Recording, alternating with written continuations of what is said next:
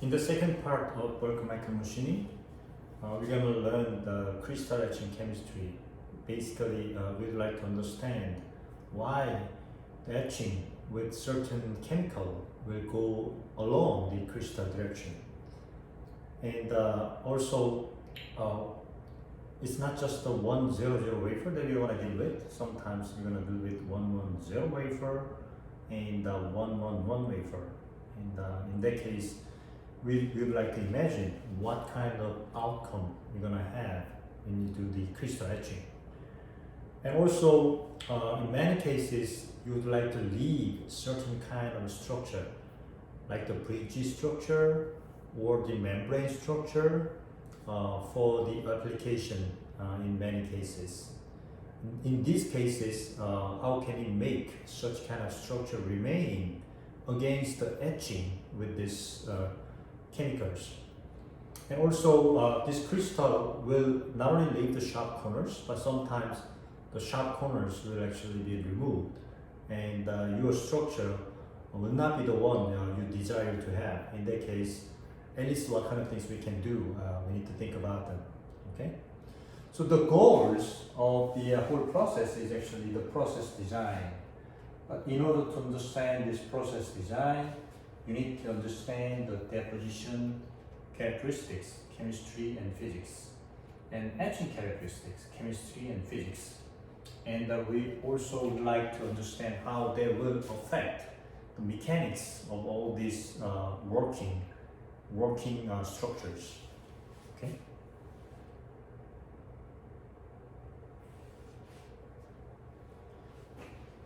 In the crystal etching chemistry, we are wondering why it would be 111 plane that becomes the etching stop plane.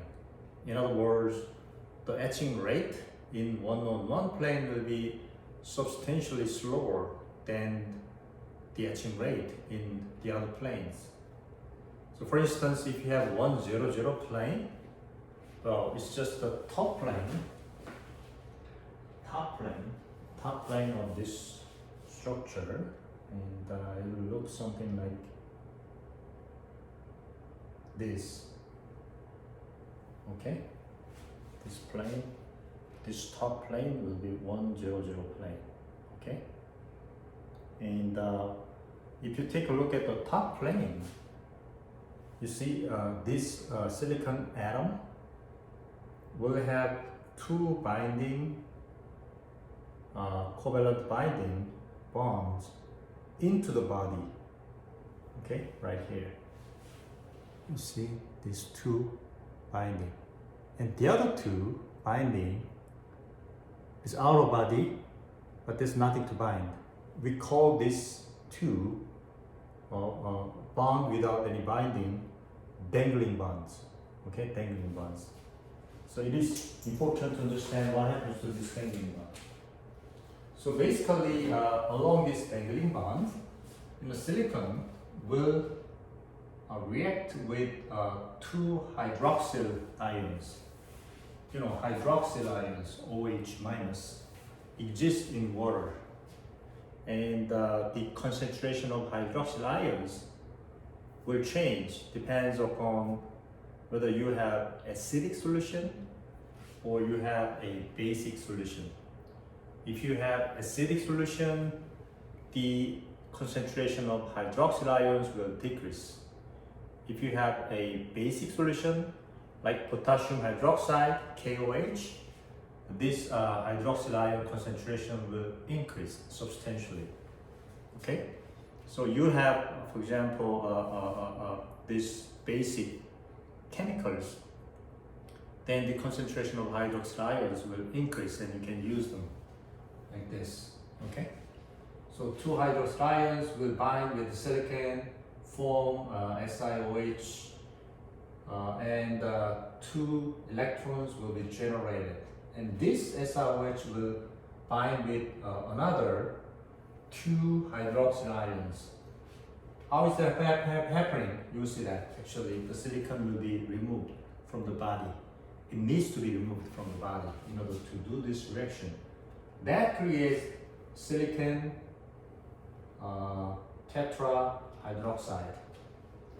4 hydroxyl ion, silicon tetrahydroxide, and generates 2 more electrons.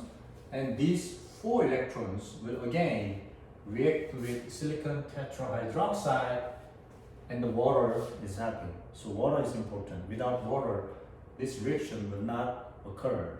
Okay, and together with water, basically silicon will be dissolved into the water, and hydrogen gas will be generated. So at this moment, it is important to understand that this process is a step by step that involves the reaction of hydroxyl ions with the silicon, and the assistance of water in reaction to occur, and generation of hydrogen gas. So it is important to understand that if you actually put your wafer into the reaction bath, okay, there will be hydrogen bubble that will be generated. So it's not a good idea to leave your wafer like this facing down.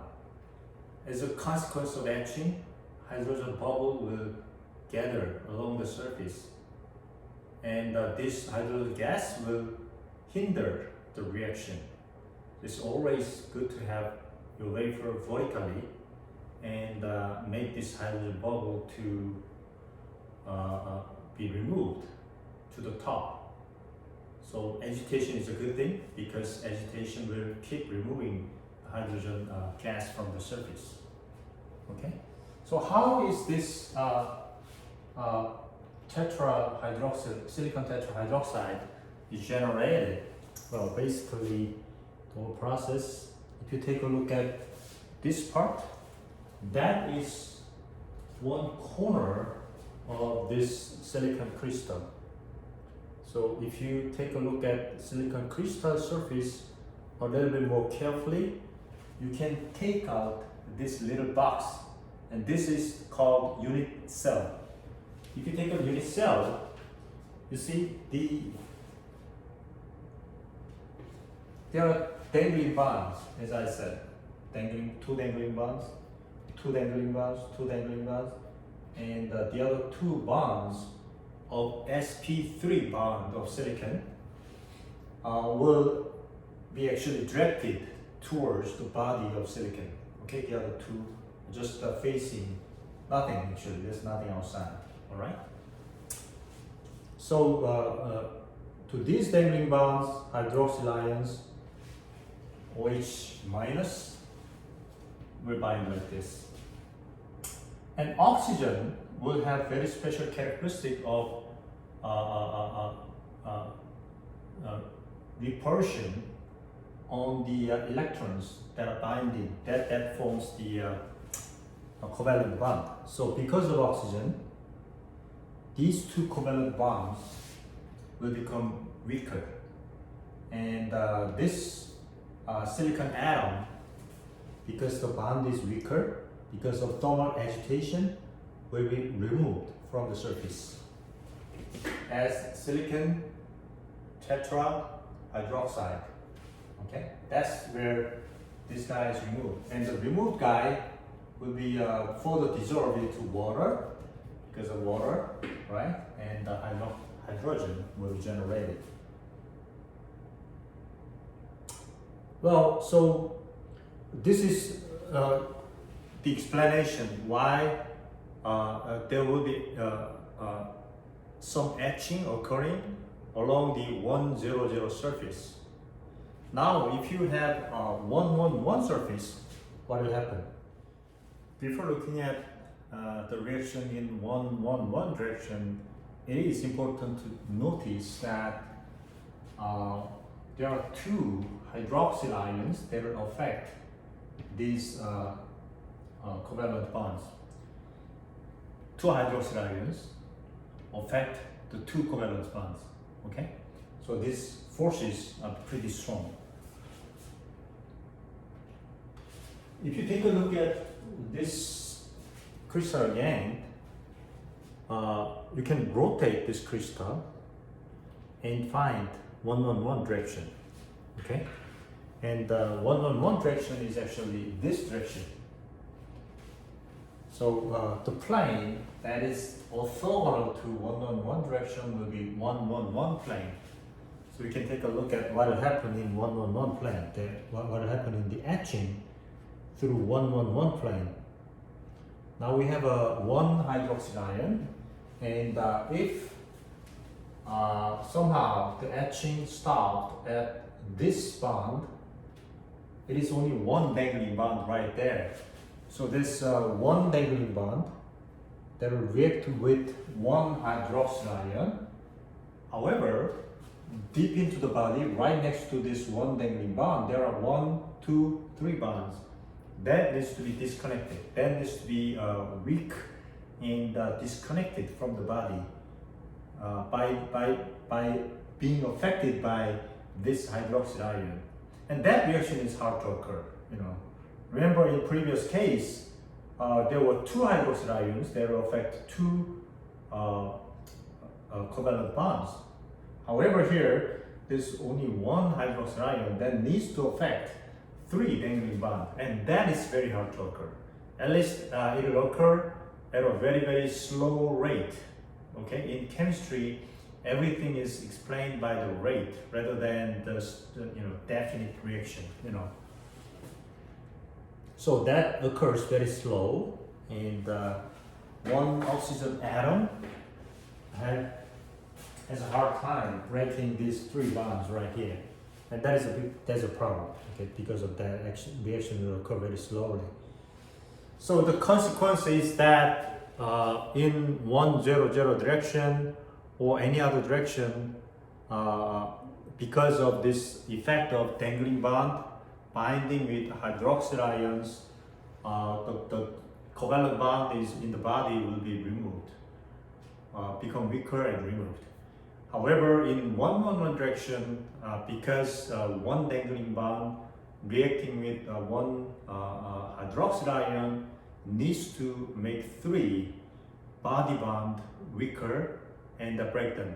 And that's gonna be very hard to occur, or at least it will occur at a very slow speed. So basically, we can say that other than 111 direction, every other direction is prone to this kind of etching. Okay, so we can say that 111 direction is perhaps the only direction where the etching speed becomes substantially slower compared to other directions. What if you compare the etching speed in 100 and 110 direction? Well, in this case, we can find the second slowest etching plane that's going to be revealed by the etching rate. So for instance, if you use potassium hydroxide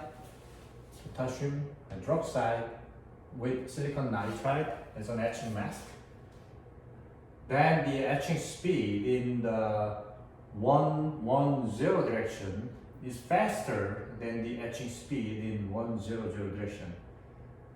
Our researchers tested the reaction rate, and they found out there are a number of papers actually that support these results. In any case, 111 direction is slowest etching plane. How slow? At least 100 times slower than the etching in 100 direction. So that you have a very good selectivity between either 100 and 111 plane, or 110 and 111 plane. And high aspect ratio structure is possible, and undercut, the cutting, the etching into non-expected direction will be minimum in this case. Okay, and you can use different chemical like EDP, ethylene, diamine, pyrocatechol. You can find their detailed chemistry from internet. All right, it's brownish liquid that produces fume, and fume, very toxic fume. The fume is carcinogenic. Okay, the carcinogenic means fume can cause cancer. So people need to be very careful about handling this chemical. All right, and you can use either silicon nitride or silicon dioxide as a mask. This is a good thing. Well, in this case, you can use silicon dioxide as an etching mask, but there will be substantial etching speed into silicon dioxide. So you need to have very thick silicon dioxide. Compared to that, if you use EDP, you can use silicon dioxide as an etching mask with the good protection. All right. The etching, second fast etching speed, second slowest etching speed, flipped over compared with potassium hydroxide. Look, etching into 100 direction is faster than etching into 110 direction compared with these cases. It's the opposite. And etching into 110 direction is even a little faster than in this case. So the etching contrast between the 100 and 111, 110 and 111 is a little worse than the potassium hydroxide. And still, why is this chemical useful? Because if you use, for example, highly doped volume of single crystal, for instance, single crystal doped with the boron, that creates the P plus semiconductor. You know that, right? Because of the impurity. How high is that? Well, it's pretty high. It's reaching up to solubility limit, 7 times 10 to the 19th power borons per cc, all right? Compared with what? Silicon. How many silicons are there in 1 cc? It will be part of your homework or your report, okay? So if you dope such silicon crystal with boron at this high concentration, well, EDP will not stop etching. And that's really nice property. If you define certain area with highly doped properties, such area is not only electrically changing its properties, but also mechanical and chemical characteristic will change as well. Chemical characteristic will change such that such volume, such area will be resistant against certain etching chemicals like EDP, but not KOH. Okay, KOH is so strong that it will remove even highly doped area. So even though EDP is a toxic chemical, carcinogenic, there are uses of EDP. First of all, you can use silicon dioxide as an etching mask compared with silicon nitride. Sometimes you need to use silicon dioxide. And second, boron doping area, highly doped P plus area will remain from this etching. Okay? And there's even mild chemical, TMAH. It stands for tetramethyl ammonium hydroxide. You can find the detailed chemistry from the Google as well. And this chemical is much milder than EDP. It's not carcinogenic, for example. It's not that toxic. And you can use silicon nitride and silicon dioxide as etching mask. That's good thing. That's good plus. And still, like the way EDP works, TMAR has lower selectivity between 110 and the 111, 100 and 111 compared with KOH, even worse than EDP. So this is the worst result, will produce worst result in the etching selectivity among these three chemicals. Well, P plus boron etching stuff works. That's a good thing, right? You can create very nice volume of a structure. And still, the good thing is safer.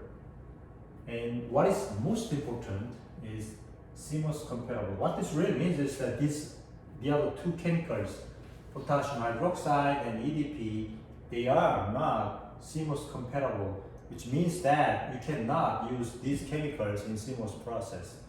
The reason is because, for instance, here, potassium ion will have a very good diffusivity into crystal silicon, and the ion diffused into crystal silicon, that actually screw up the electrical property of a single crystal silicon, right?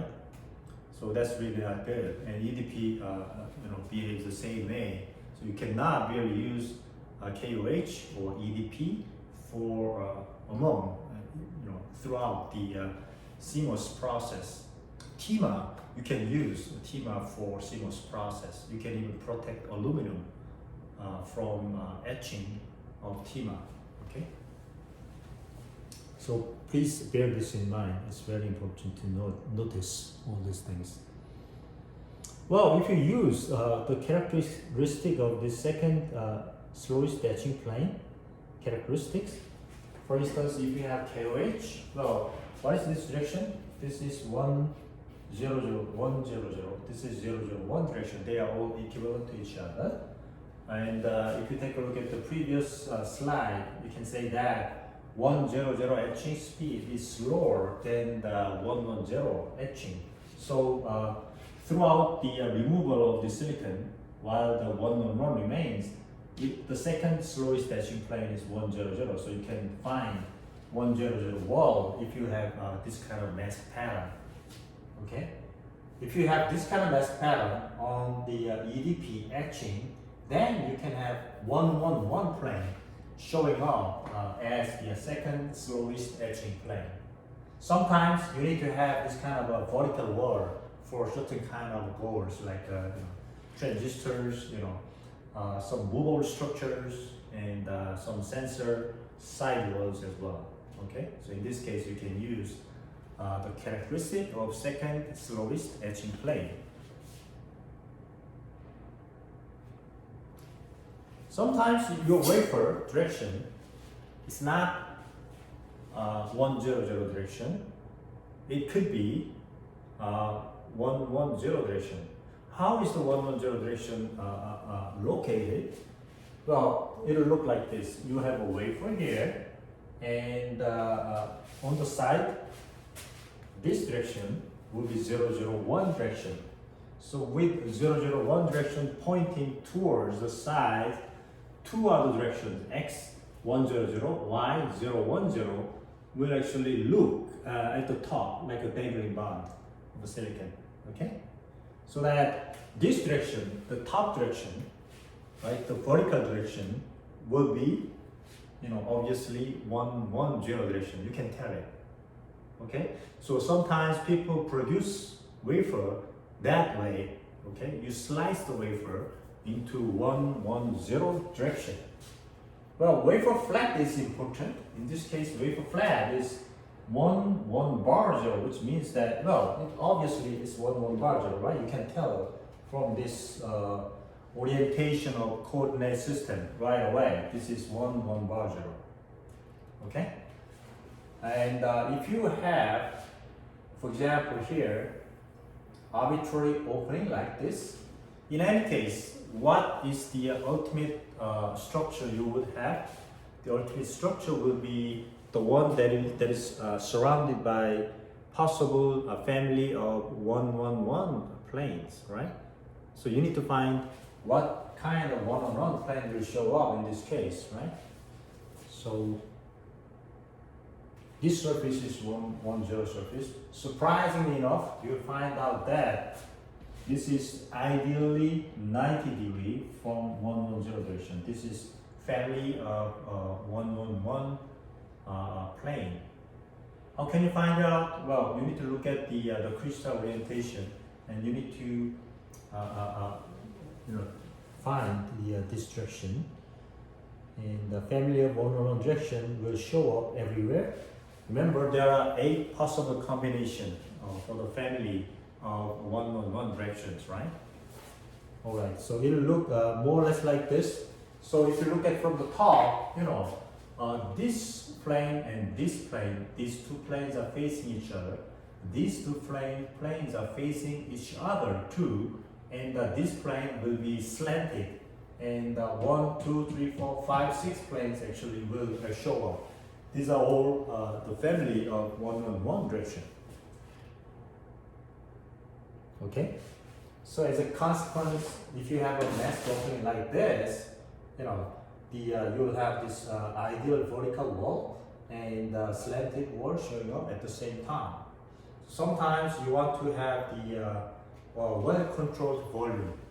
You can easily calculate the total volume of that cavity because such cavity is ideally defined by the crystal orientation. You can even calculate the volume of the cavity. And why you need such kind of a well-controlled volume? For example, if you want to have the ejection volume, you know, you want to have the inkjet print head, you need to have a very well-controlled amount of liquid in the volume. Okay, in that case, if you use this kind of etching, you have a very good control over the whole volume. You know. How about 1-1-1 wafer? In this case, you know, your coordinate system will be placed on top of wafer like this, so that this direction, top direction, will be 1-1-1 direction. If you leave your wafer inside the bath, even without any mask, what will happen? Well, nothing will happen because 1-1-1 direction ideally is the direction where no etching will occur, right? So in that case, in order to make the etching to occur, you not only need this kind of opening, but also you can drill the hole. You know, how can you do that? Well, we can use a different kind of etching that you're gonna learn, but basically you can have some kind of a deep trench etched by gas etching, for example, vertical etching. You're gonna learn very soon. And then followed by potassium hydroxide etching. That will create very interesting faceted volume inside this cavity. Okay, so we're gonna study that. Well, you must be interested in how you can stop the etching. Obviously, it will be 1-1-1 plane where the etching will stop. Other than that, throughout the etching process, you want to stop the etching right there and then leave, for example, a membrane. Now the question is, how uniform is that stop working? For instance, if you want to leave 1 nanometer membrane at one place, and you want to make such replicate membrane structure across the whole wafer, would that be possible? If you want to leave, for example, 1 micron cantilever at the corner of the wafer, and leave same cantilever at the center of the wafer, would that be possible? Well, it's not really easy because etching is not going to be uniform. It'll never be uniform. Okay, so there must be some kind of a limit that can be achieved by using some kind of controlled etching schemes. What are these kind of etching schemes? What are the limits that we can achieve? How can we actually create more precise structures, more precise membranes across the whole wafer, replicated across the whole wafer in a scalable form? How is that possible? Well, that's a question about the etching stuff.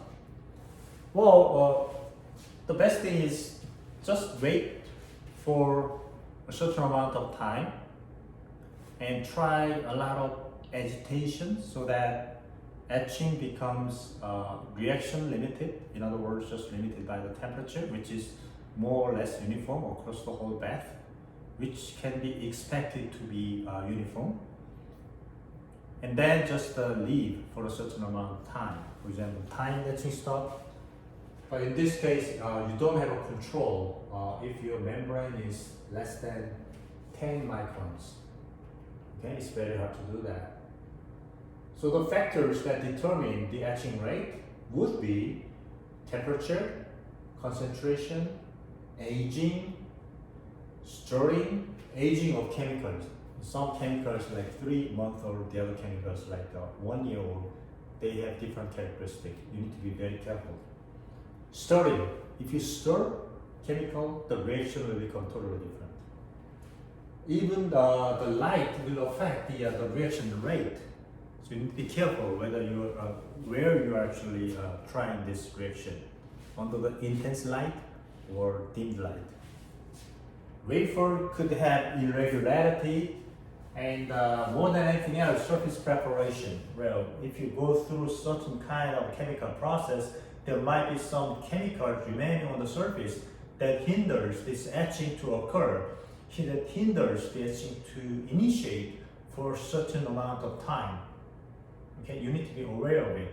Otherwise, you might be ended up with the etching not starting for substantial time, and that screw up your whole process. So against all these things, against all this kind of effects, you need to have some kind of a controlled mechanism to monitor how this etching goes and how this etching, penetrate into the depth of the wafer. That is called, for example, you can use V-groove technique. It's a visual inspection, not suitable for mass production, but good for your research preps. For instance, here, this is the membrane area where you need to leave certain kind of silicon material at the bottom.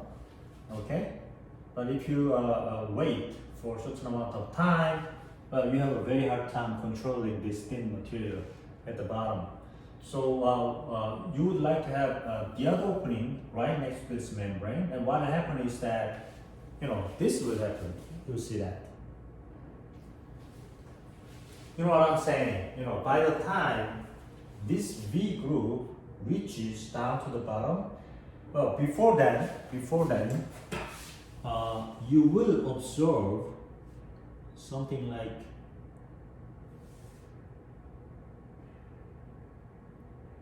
this long and thin square, okay? And when this thin square becomes a line, that means your etching has reached down to certain depth. Your etching has reached down to certain depth. Okay, so you have a depth control. So you need to watch your wafer, very frequently. Take out your wafer, clean it, bring it under the microscope and look down and see if you still have the long strip of area or a line. The moment you have the line, that really means that you penetrate deep enough. And if you etch more, of course, you lose your surplus material. Okay, you need to stop etching right there to reach that depth. That's why this is not suitable for mass production. You cannot do this for the whole wafers, or batch, But just for your own research, this is good too, right? Well, still, we don't have a very good control in this case, anyways. The other technique could be boron. Some chemicals like EDP or TIMA, boron doped silicon is resistant to such chemicals. Okay, so you can use boron etch stop. So you increase the concentration of this impurity at its maximum, and the etching rate will drop by 50 times when you use EDP. Isn't that nice, right? So etching becomes like 1 microns per minute, and suddenly it becomes 0.02 microns per minute. It's much more like an etching stop, isn't it, right? You can just stop there and then remove the wafer from the bath. So you can control down to 1 micron in this case. you need to have 1 micron membrane. Yes, you can use boron. You need to have 1 micron diving board like this. Yes, you can use boron, and you can do a lot of interesting things with these kind of structures, right? And the trouble is, it could be trouble or something you can just carry on with. The membrane, in this case with the boron, is in tension. The reason is very simple. Boron, the size of boron atom is smaller than that of the silicon. So when you do the boron implantation, boron will kick silicon out from its place of the lattice, so that total volume will try to decrease even though you actually inject the boron into the body of silicon. That's pretty interesting phenomenon, isn't it? Right? So you need to be aware that membrane is in tension. Well, is it okay? Well, it's better than having membrane in compression.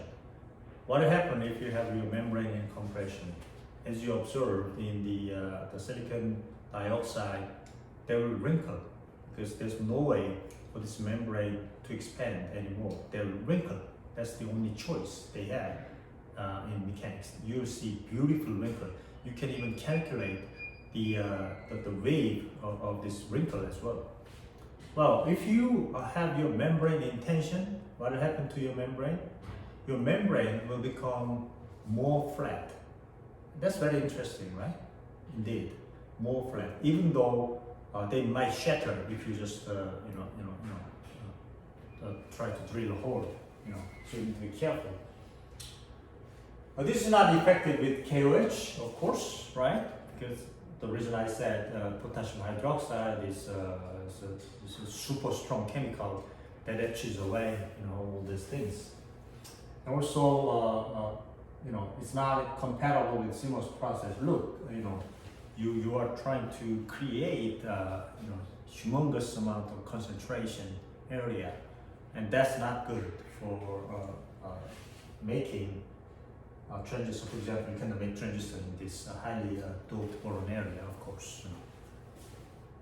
You need to have a lightly doped substrate, right, to have the functional CMOS device. However, if you want to have some mechanical structure like this beam, yes, that's the way to go. Just dope the boron with the ion implanter, right, and just etch with the EDP or TIMA. So now we can design the process. What is the process flow? The series of pictures that shows the processing steps, like the deposition and etching. How can we design them?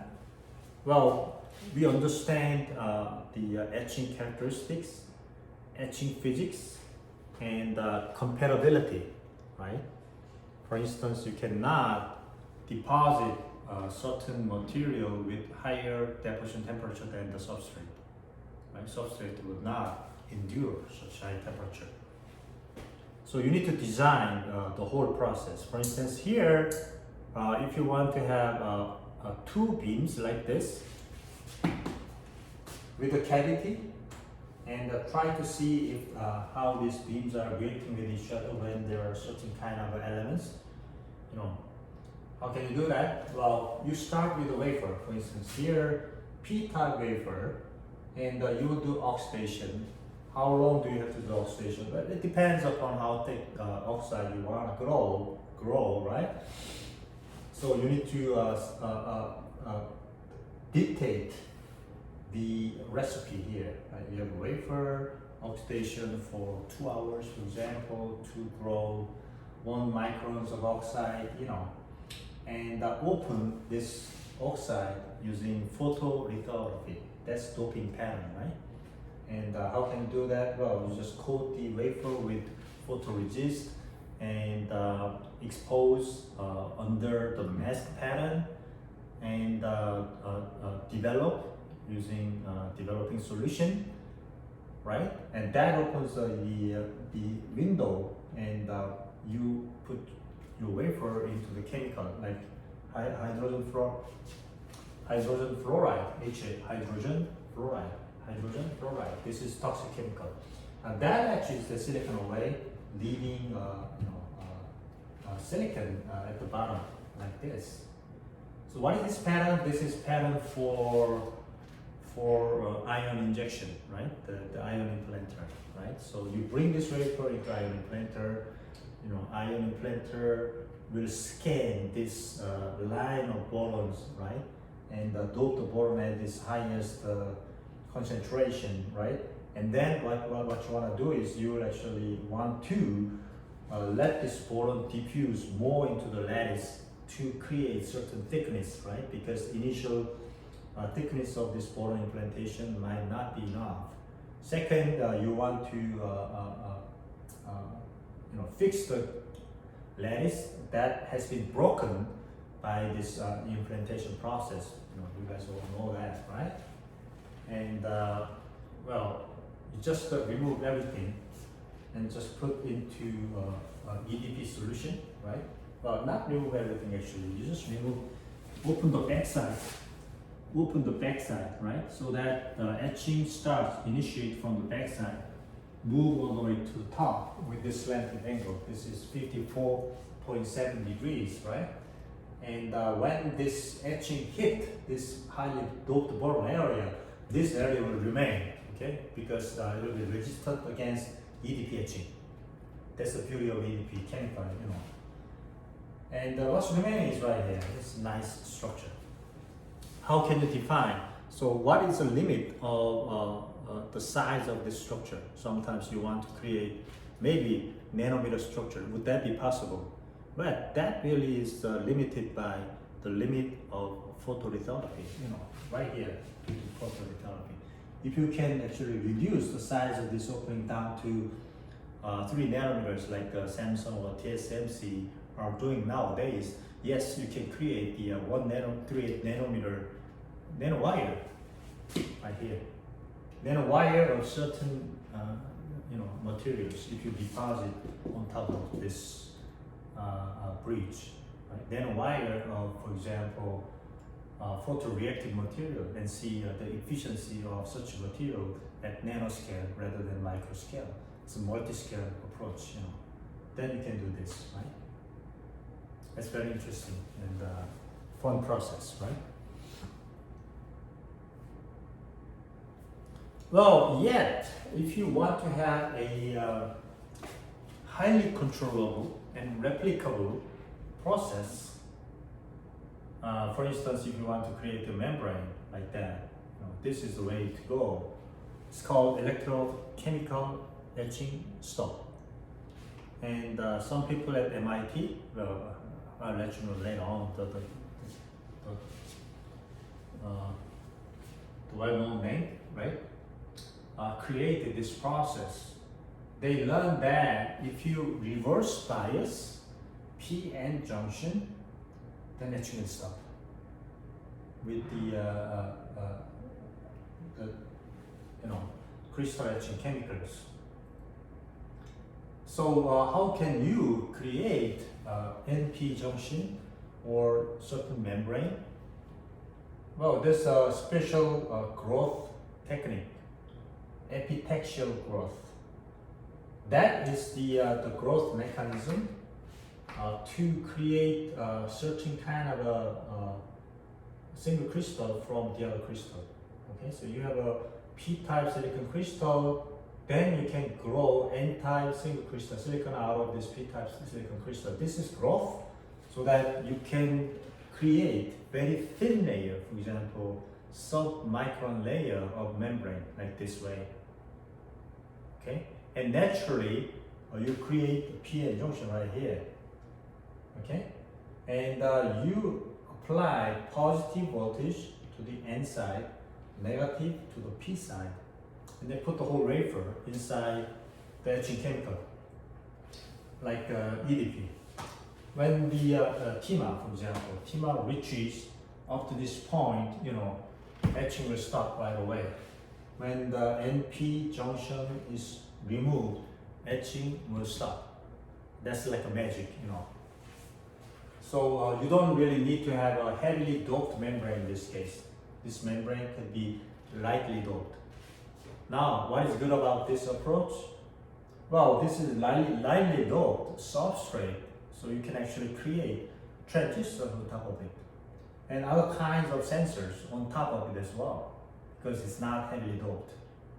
Okay, so you can create thin membrane transistors, thin membrane microprocessors. For instance, if your microprocessor produces a lot of heat, it is a way to do this, this way, And you can do a lot of membrane work. Membrane basically reacts to pressure, so you can create a very sensitive pressure sensor. One of the sensitive pressure sensor in your cell phone, in your mobile, is the barometer. Did you know that? Every one of you guys have a barometer that reacts to extremely small amount of change in pressure, so that you can measure elevation based on pressure change. How sensitive are they? For instance, the barometer in my cell phone now is, can react to 20 centimeter of elevation change. That's extremely small change indeed. You need to look at quantum mechanical noise limit in order to be able to design such kind of a sensitive device. And that is possible nowadays with the MEMS approach. This really multi-scale approach that makes the modern device enabled.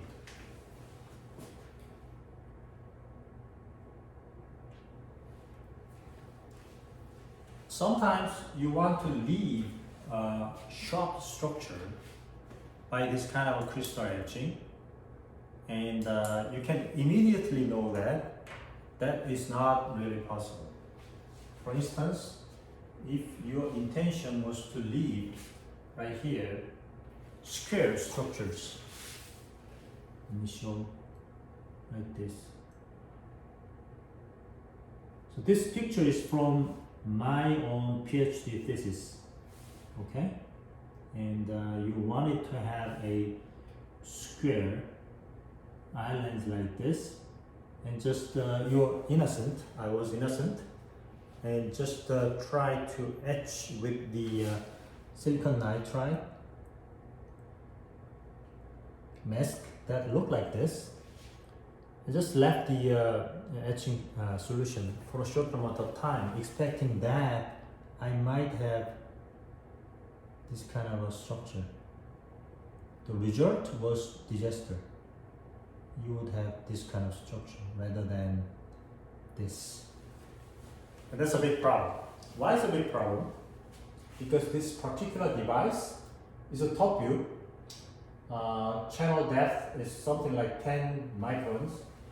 And there's a liquid metal, mercury, and electrolyte like hydrogen peroxide cover the whole area with the ceilings. It's not shown here, but there are ceilings, so that this microfluidic device is fully covered. And these two are platinum electrodes. I apply the voltage across these electrodes at 3 volts. And this mercury will move at a very high speed, like 10 centimeters a second. So this is very short range, it just disappears. I would like to block this mercury from escaping from this channel by having these sharp cornered structures. The reality is I have this diamond shaped structure where entry is like easy to enter for this mercury to pass. So I just lost the mercury. It just moved away, went somewhere else. It was a disaster. Why did that happen? Because the etching speed into this corner is particularly fast. It's very fast indeed. So you cannot really leave some kind of corner structures. So how can you actually solve that problem? Well, you intentionally design your mask pattern like this. If you want this kind of mask, well, you end up some kind of other patterns. Then the remaining structure will be more or less, square, if you want to have a square pattern, you can do more. You can have build this kind of a mask pattern.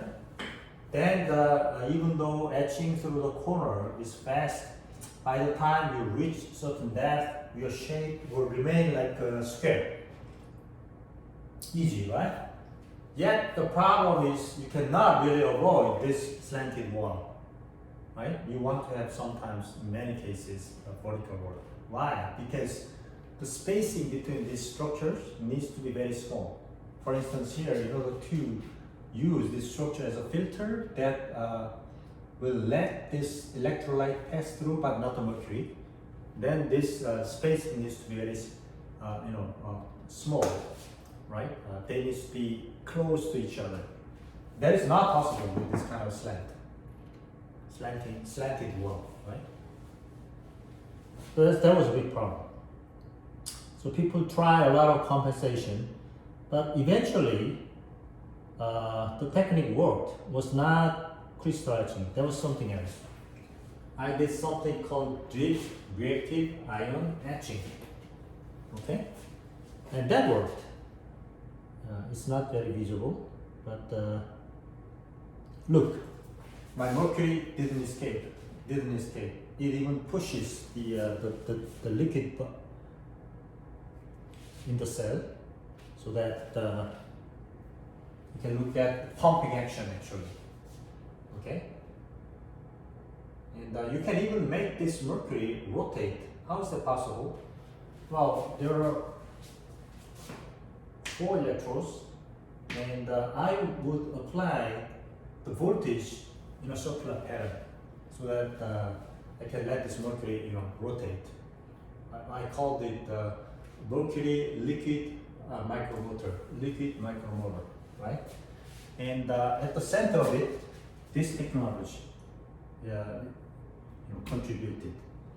Well, basically, you have very narrow spacing. It was only 14 microns, but very high structure, very high aspect ratio structure, like tens of microns, even hundreds of microns.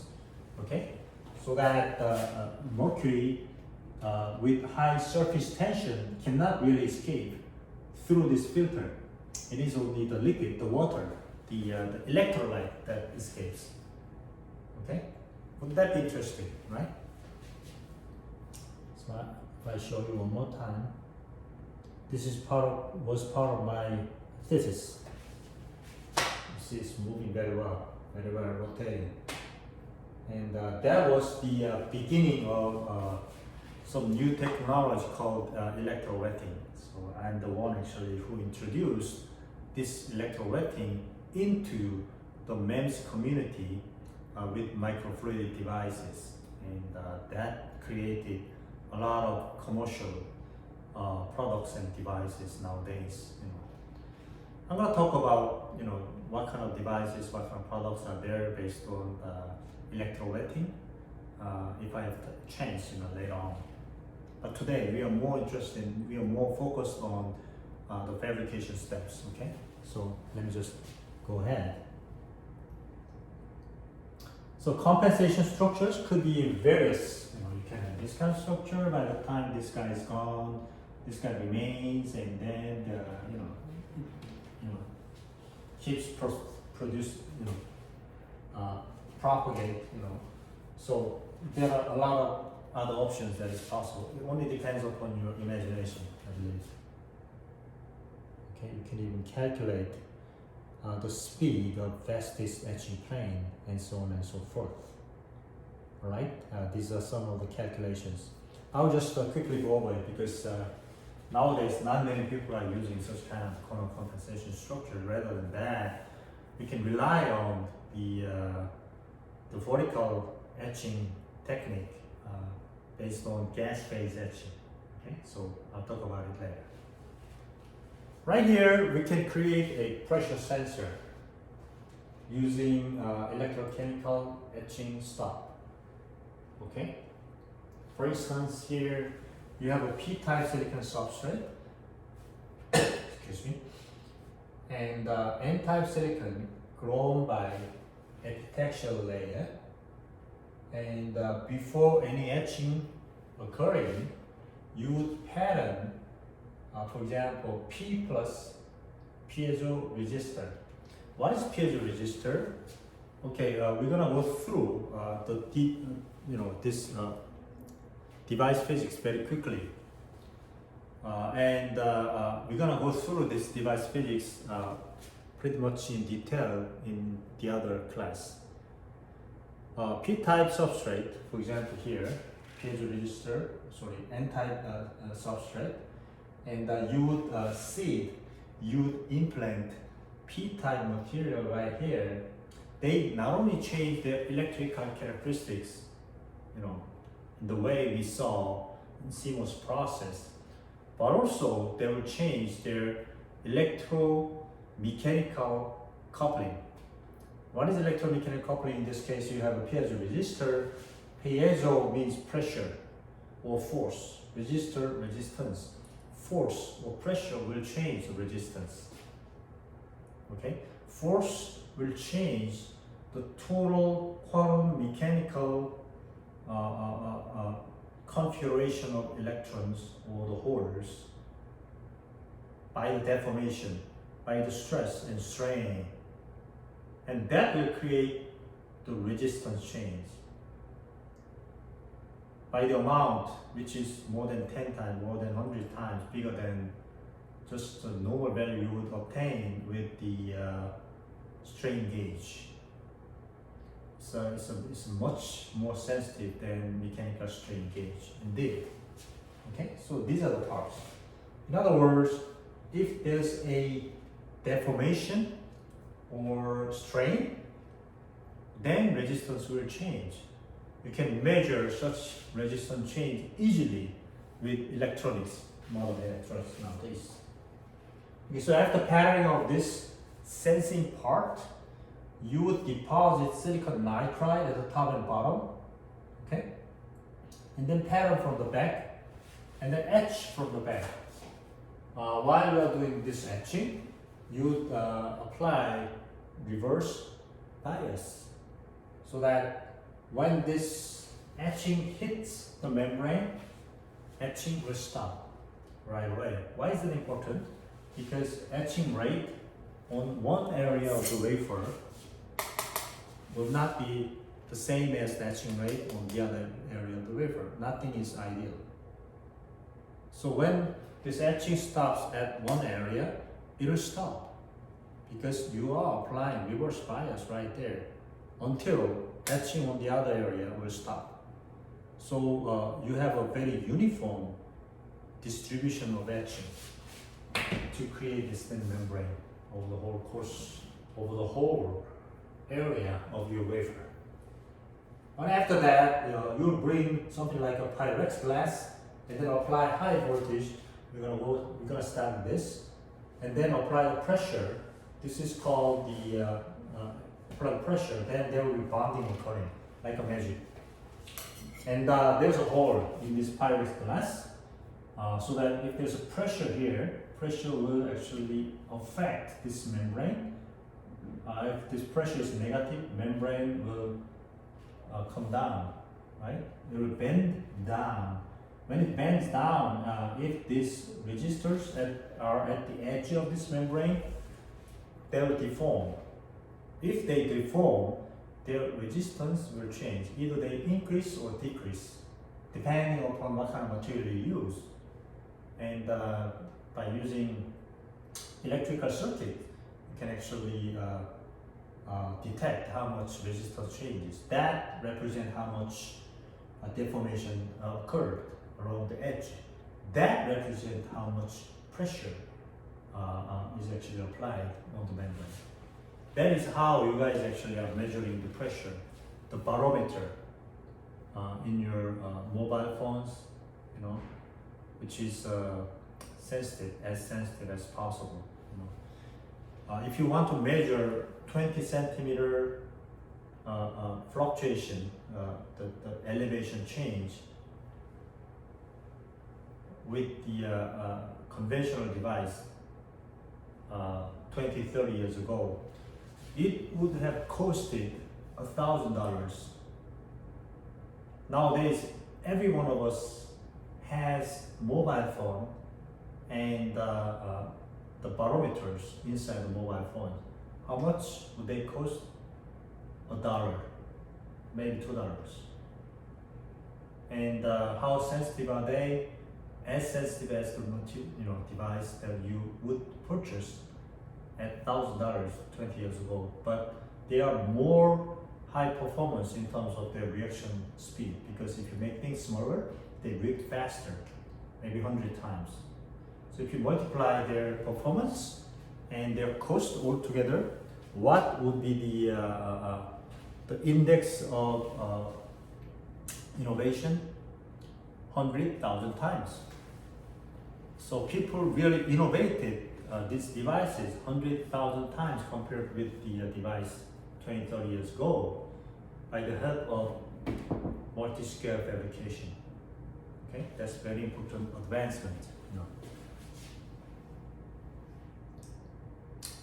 Well, there's different kind of bulk micro machining, but I think at this moment, if I start this, it's a long way to go, and we have 10-15 minutes left, but I think it's better stopping here and continue this topic in the next lecture. Okay, I wish everyone has a good week this week. I'll see you on Wednesday. Thank you.